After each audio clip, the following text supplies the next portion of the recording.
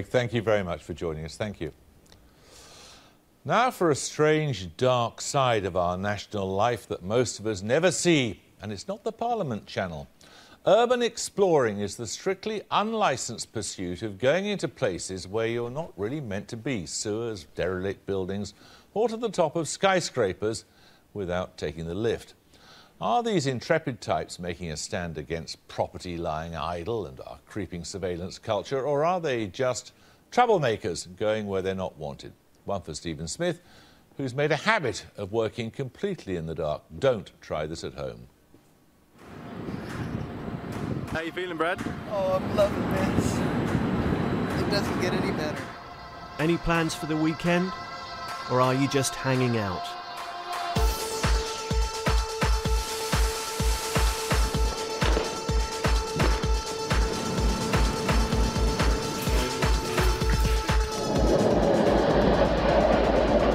Oh my God. If you haven't encountered it before, this is the high adrenaline, high rise and high stakes pastime of urban exploring. Taking the fresh air route up the side of the Shard in London, for example, the tallest building in Europe.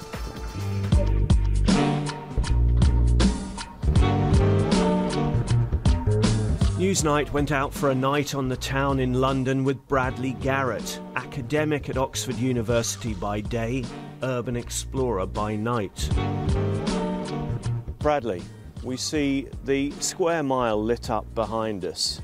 What do you see when you look at that? Do you see a jungle gym? Do you see a world of opportunities? What is it? Absolutely, it's a realm of opportunity and possibility. I mean, over the past 4 years, we've climbed almost every major construction project in the city. So, you know, we've climbed the Walkie-Talkie building, we've climbed the Cheese Grater, we climbed Heron Tower. There's something really enticing about walking into a building and kind of unraveling its history one thread at a time and trying to piece together the history of that place on your own. Paris. Why go potholing on some lonely moor when you could go spelunking through the French sewers instead, like Bradley and friends? For the urban explorer, taking pictures is crucial. Half the fun is posting images of your exploits like these online once you make it back, assuming you do. Injury and worse goes with the unauthorized territory. This is the Forth Bridge as you've never seen it before, filmed from a helmet-mounted camera as urban explorers shuffle across its mighty arches on their backsides. We did have a bit of a scare about 3/4 of the way down the bridge when it started raining. We had to move fast to get off the bridge. You don't want to be stuck on the top of a bridge when it's raining. Bradley Garrett can't be prosecuted for trespass as it's not a criminal offence in the UK, though he and others have appeared in court charged with criminal damage following an alleged incident on the Underground. What would you say to people who say, what business is it of yours to enter these premises in this slightly cloak and dagger way? Well, obviously, there are certain lines that you draw. You know, you would never go into someone's house, for instance. But there are certain places, certainly places that were built and maintained with taxpayer money, that urban explorers feel they have, you know, they have a certain right to see if they want to see them. What about this place over here then? Yeah. That wouldn't have been built with taxpayers' money, I'm guessing. No, not at all. But it was empty. It was covered in scaffolding. It wasn't being used for any particular purpose. So as long as you don't damage it, and as long as nothing gets broken, and, you know, hopefully the police don't get called and you don't waste their time. And nobody gets hurt. And nobody gets hurt, then, you know, nothing has been affected.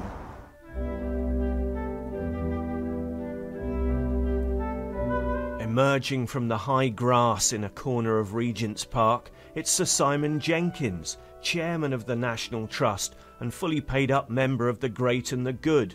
Naturally, he thoroughly disapproves of pesky urban explorers, except that he doesn't really. Well, this is where I came as a tiny boy, and it was my sort of Lion, the Witch and the Wardrobe territory. He used to let himself in to the ruins of a great house that once stood here.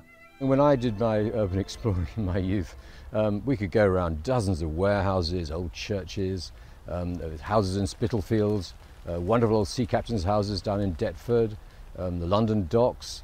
I run out of places. The top of St Pancras Station. I mean, all the places we. You were chased away by turnkeys and janitors, were you? Oh, frequently, yes. I mean, those were exciting times. So, are you saying, with all the weight of your presence on the National Trust, that urban exploring is a good thing?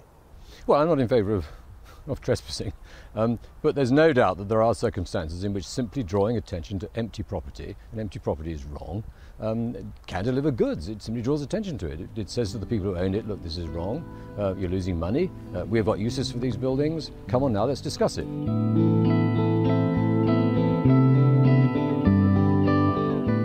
Urban explorers have taken remarkable photographs like these here and in Europe. They are accidental curators of a portfolio of lost properties.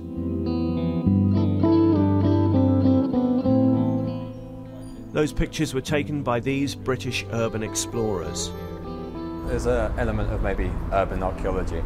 It's not like you're approaching things as a strict science, but you are going there, you're having experiences, you're continuing the life cycle of that building by just being there, interacting with the objects that you find. And that you do find out little small stories about people, their lives, just from the documentation left behind them. It's quite interesting to actually interact with that and be there with it instead of it just all sort of falling into nothingness and decaying. Back on the Thames embankment, Bradley Garrett is off on his adventures again, in another unseen London, the world of urban exploration and things that go jump in the night. That was Stephen Smith reporting there.